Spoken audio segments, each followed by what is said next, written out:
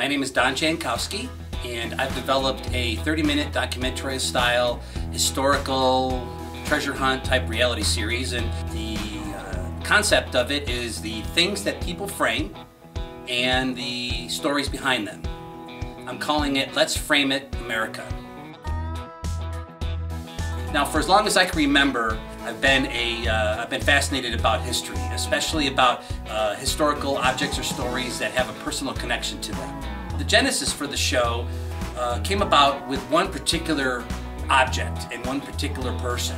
We were working here one Saturday and a woman walked in the door and she pulled an envelope out of this shoebox. She told me that it was a letter from General MacArthur after World War II to her family. And the story was her brother was on the staff of General MacArthur's during World War II in the Philippines. He ended up being captured and he ended up surviving the Bataan Death March, and he ended up going into a prisoner of war camp. I discovered that her brother didn't survive the war. Matter of fact, he died right near the end of the war. So he went through all these hardships only to succumb to whatever it was that he died of right at the end of the war. So I thought to myself, I have to create a format to share these stories that come into our shop with people that nobody knows about, that shine a lens on, say, a bigger subject, but on a more personal and a more connected level. Another interesting situation that happened recently was I had a gentleman come into the shop and he carried two really nondescript pieces of paper, and turns out that both of these documents were licenses. Well, come to find out, they were licenses to cultivate and sell marijuana in the state of Colorado. Ever since January 1st of 2014, that has become legal here.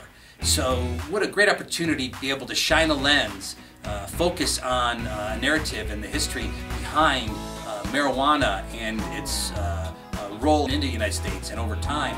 And so we had a lot of fun talking to this guy about his business, and then I had a lot of fun when I personally delivered the framed licenses back to his recreational marijuana store, and spent a couple of minutes there looking around it, if you will. Some of the things that you may be wondering, well, what exactly are the objects that you're talking about? Well, there'll be things like photos, collectibles, family heirlooms, awards, art, posters, letters, documents. You know, a lot of these things are unique, one-of-a-kind, on-ball items. I didn't know until recently that people actually collect vintage antique tattoo art, tools, hats, instruments, tickets. Some of the things that excite me more are things like guns and knives and weapons and medals, and of course there's a ton of sports-related items, jerseys, hockey sticks and pucks, Olympic medals. Some of the subjects that we'll be shining a lens on will be things like U.S. history, aviation, science, space exploration, just about anything that you can put in a box and put behind glass and hang on the wall, we're going to be exploring. Imagine me traveling around to frame shops, independent small frame shops around the country, kind of like diners, drive-ins, and dives, or Anthony Bourdain, where they're going out meeting with small business owners. We'll see me meet the frame shop owner and the customer. We'll do a frame consultation. We'll explain the object, the history, the what, the where, the how old, the connection. We may put a lens on a larger subject narrative.